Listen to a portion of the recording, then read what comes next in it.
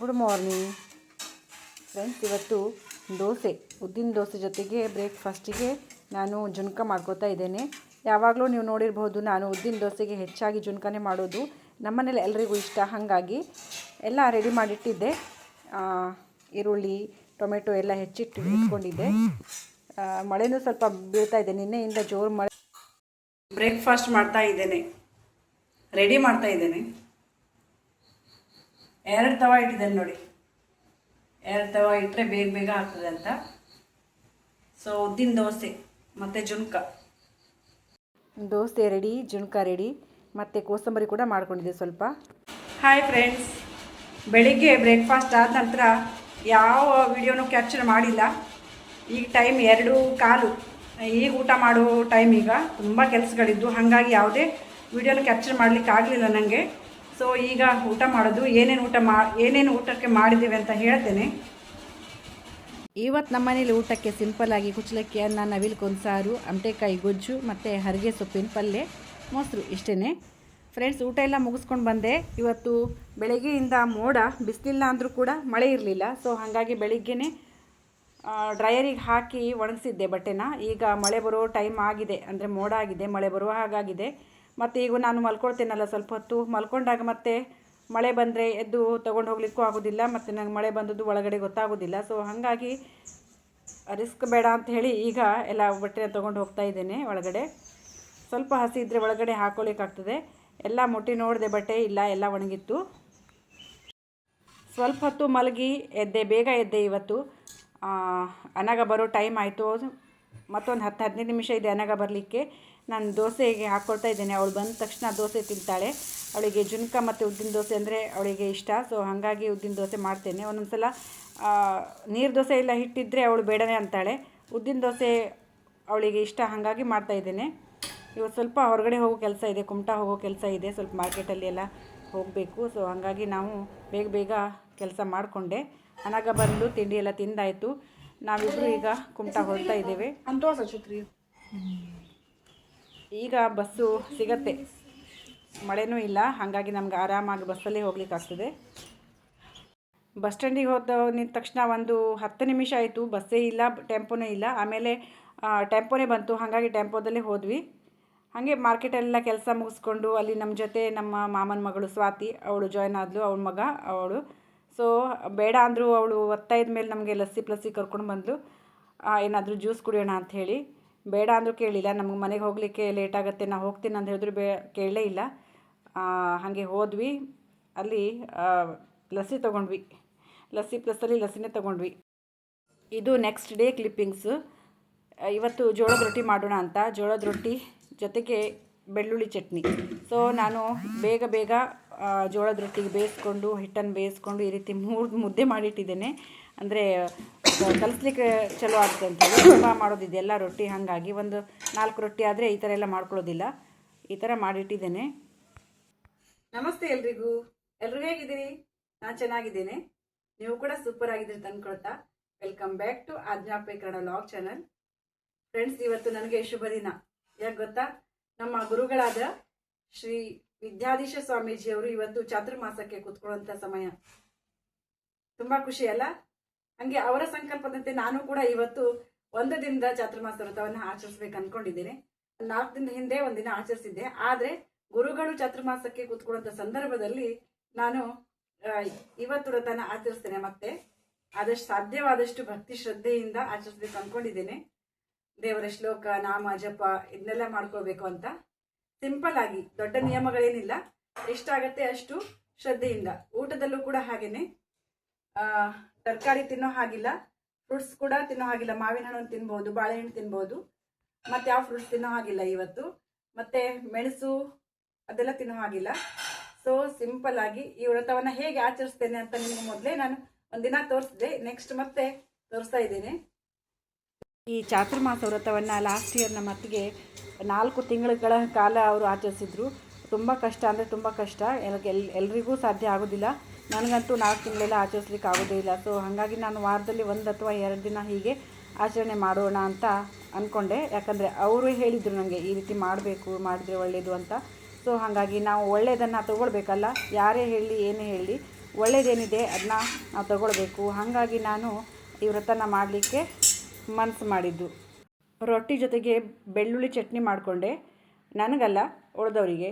ನಾನು ಚಟ್ನಿ ಎಲ್ಲ ತಿನ್ನೋ ಹಾಗೆ ಇಲ್ಲ, ಮೆಣಸೆ ತಿನ್ನೋ ಹಾಗಿಲ್ಲ. ಸೊ ಹಾಗಾಗಿ ತುಪ್ಪ ಹಾಕ್ಕೊಂಡೆ. ಮತ್ತು ಸ್ವಲ್ಪ ತೆಳು ಬೆಲ್ಲ ಹಾಕ್ಕೊಳ್ತೇನೆ, ತುಂಬ ಚೆನ್ನಾಗಿರ್ತದೆ. ಸ್ವಲ್ಪ ಅಂದರೆ ಸ್ವಲ್ಪ, ತುಂಬ ಅಂದರೆ ಒಂದು ಅರ್ಧ ಚಮಚ ಅಷ್ಟೇ ಬೆಲ್ಲ, ತುಪ್ಪ.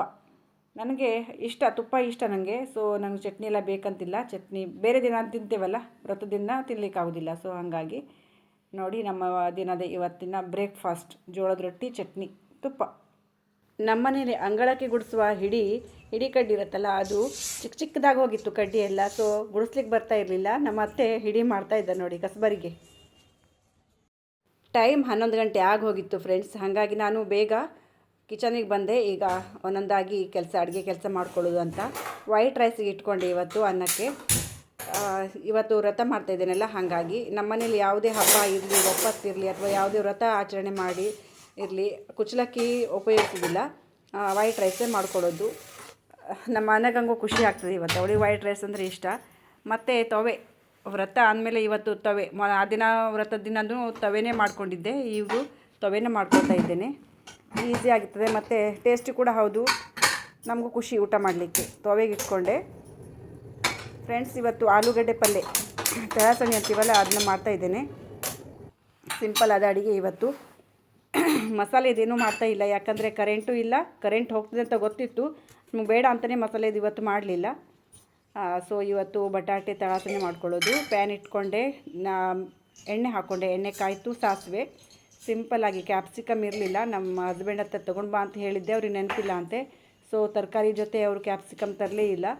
ಸೊ ಹಾಗಾಗಿ ಸಿಂಪಲಾಗೇ ಮಾಡ್ತಾಯಿದ್ದೇನೆ. ಸ್ವಲ್ಪ ಸಾಸಿವೆ ಹಾಕ್ಕೊಂಡೆ, ಎಣ್ಣೆ ಕಾದ್ಮೇಲೆ. ಆನಂತರ ಹಿಂಗೆ ಹಾಕ್ಕೊಂಡೆ. ಈಗ ತೊಳೆದಿಟ್ಟಂಥ ಉದ್ದುದಕ್ಕೆ ಕಟ್ಟಿರೋಂಥ ಆಲೂಗಡ್ಡೆನ ಹಾಕ್ಕೊಂಡೆ ಫ್ರೆಂಡ್ಸ್. ಈ ರೆಸಿಪಿ ಅಂತೂ ತುಂಬ ಈಸಿ. ಕೆಲವರು ರೆಸಿಪಿ ತೋರಿಸಿ ಅಂತಾರೆ, ಹಾಗಾಗಿ ನಾನು ತೋರಿಸೋದು. ಇಲ್ಲಾಂದರೆ ಎಲ್ರಿಗೂ ಈಸಿಯಾಗಿ ಮಾಡಲಿಕ್ಕೆ ಬರುವಂಥ ರೆಸಿಪಿ ಇದು. ಕೆಲವರಿಗೆ ಗೊತ್ತಿರೋದಿಲ್ಲ, ಹಾಗಾಗಿ ತೋರಿಸೋದು ಅಷ್ಟೇ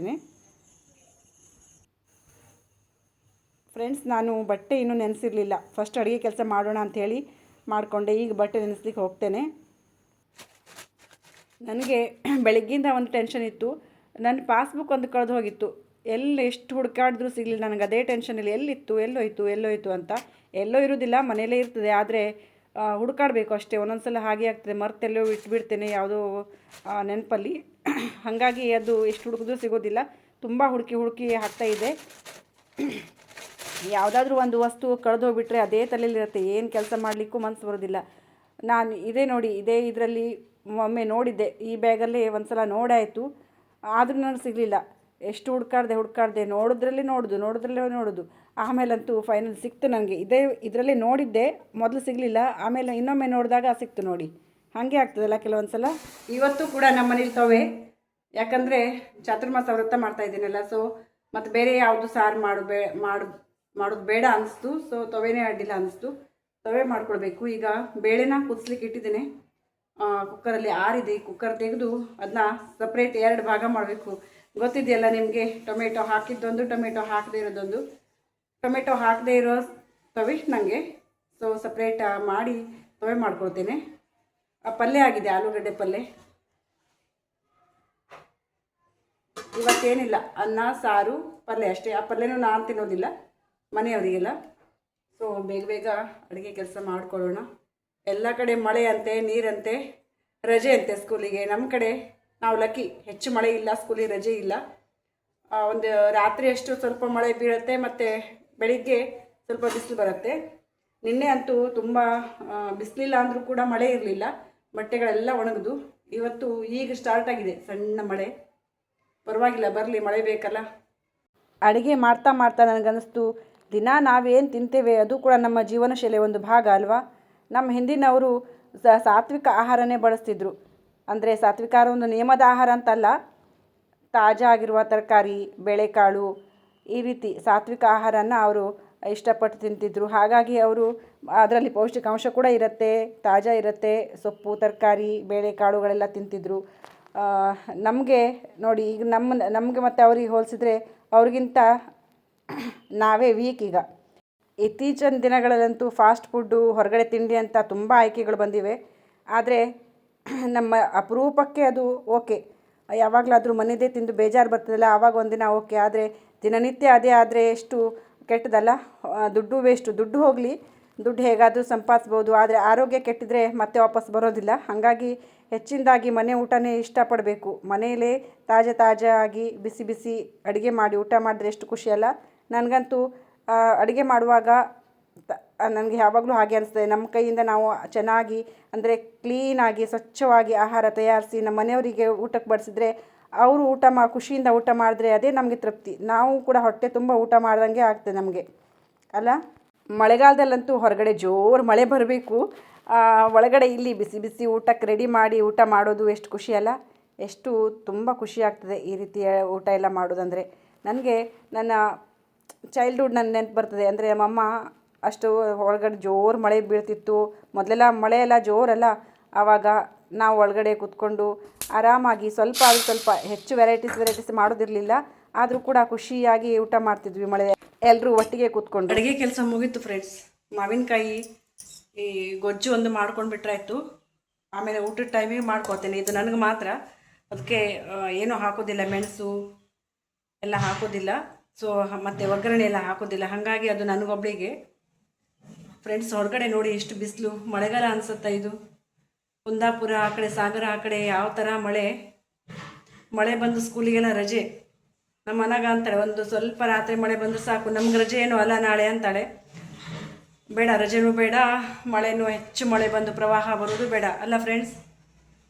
ಸೊ ಬಿಸಿಲಿದೆ, ಟೈಮ್ ಈಗ 11:30. ನಾನು ಬಟ್ಟೆ ಒಳ್ಕೊಂಡು ಬರ್ತೇನೆ. ಯಾಕಂದರೆ ನಮ್ಮ ವಾಷಿಂಗ್ ಮಷಿನ್ ಸ್ವಲ್ಪ ಡ್ರೈ ಆಗ್ಲಿಕ್ಕೆ ಸ್ವಲ್ಪ ಕಷ್ಟ. ಏನೋ ಒಂದು ಸ್ವಲ್ಪ ಸೌಂಡ್ ಮಾಡ್ತಾ ಇದೆಯಪ್ಪ. ಏನು ಡ್ರೈ ಆಗ್ತದೆ, ವರ್ಕ್ ಆಗ್ತದೆ, ಆದರೆ ಒಂಥರ ಸೌಂಡ್ ಆಗ್ತಾ ಇದೆ. ಅದು ರಿಪೇರಿಯವ್ರಿಗೆ ತೋರಿಸ್ಬೇಕು. ವಾರಂಟಿ ಇದೆ, ಬಂದು ನೋಡಬೇಕು ಅವರು ಅಷ್ಟೇ. ಕರೆಂಟ್ ಇಲ್ಲ ಇವತ್ತು ಬುಧವಾರ. ಕರೆಂಟು 10 ಗಂಟೆ ತೆಗೆದಿದ್ದು, 10 ಗಂಟೆಯಿಂದ 2:30ವರೆಗೂ ಇರಲ್ಲ ಅಂತ ಹೇಳಿದರು. ಆದರೆ 10:30 ಹೋಗಿದೆ ಕರೆಂಟು, ಇನ್ನೂ ಬಂದಿಲ್ಲ. ಸೊ ಮಷಿನ್ ಕೂಡ ಹಾಕ್ಲಿಕ್ಕಾಗೋದಿಲ್ಲ ಡ್ರೈ ಆಗಲಿಕ್ಕೆ, ಬಿಸಿಲಿದೆ. ಹಾಗಾಗಿ ನಾನು ಬೇಗ ಬಟ್ಟೆ ಒಗೆದು ಬಿಸಿಲಿಗೆ ಹಾಕಿ ಮುಂದೆ ನೆಲ ಒರೆಸೋ ಕೆಲಸ ಆಮೇಲೆ ಮಾಡ್ಕೊಳ್ತೇನೆ. ಸಿಗ್ತೇನೆ ಆಮೇಲೆ ಫ್ರೆಂಡ್ಸ್, ಬಾಯ್. ಇವತ್ತು ನಮ್ಮ ಮನೇಲಿ ಸಿಂಪಲ್ ಆದ ಸಾತ್ವಿಕ ಆಹಾರ ನೋಡಿ. ಮಾವಿನಕಾಯಿ ಗೊಜ್ಜು, ವೈಟ್ ರೈಸ್, ಆಮೇಲೆ ತೊವೆ ಅಂದರೆ ಇದು ವ್ರತದ ತೊವೆ ಇದು, ಆಮೇಲೆ ಮೊಸರು. ಇಷ್ಟೇ ಇವತ್ತಿನ ವಿಡಿಯೋನ ಇಲ್ಲಿಗೆ ಮುಗಿಸ್ತೇನೆ ಫ್ರೆಂಡ್ಸ್. ವಿಡಿಯೋ ಇಷ್ಟ ಆದರೆ ಲೈಕ್ ಮಾಡಿ, ಶೇರ್ ಮಾಡಿ, ಕಮೆಂಟ್ ಮಾಡಿ, ಚಾನಲ್ನ ಸಬ್ಸ್ಕ್ರೈಬ್ ಮಾಡಿಕೊಂಡು ನೋಡಿ. Thank you.